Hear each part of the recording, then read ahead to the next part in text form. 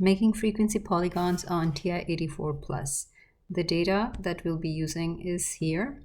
So we do have class intervals given and frequencies given for each class interval. To make a frequency polygon, what we need to do is first enter the data. So for that, you would go to Stat, Edit, and in one of the lists, whichever is available, you will enter the lower bound of the class intervals.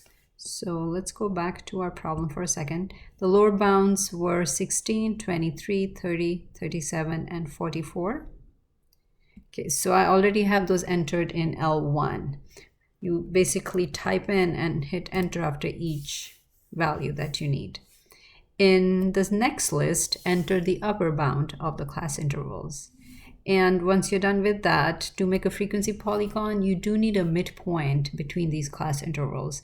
And that's finding like the average of the two numbers. So you could find the average ahead of time and just could have entered that, or you could enter your lower and upper bound and then have the calculator calculate it for you.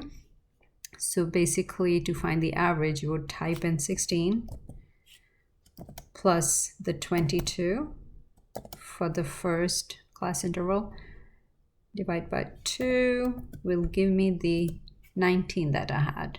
So I did that for the rest of them, and so L3 has the midpoints for my data set. L4 has the frequencies given for the problem. Once the data is in, to plot it, you would need to access the stat plot function, which is under second y equals. Hit enter to access one of the plots, plot 1 in my case, and make sure on is highlighted. If not, hit enter. Come down to type, what type of graph are you making?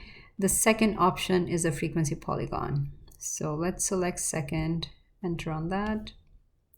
Come down to X list. For the X axis, we need the data values, which are in L3 already.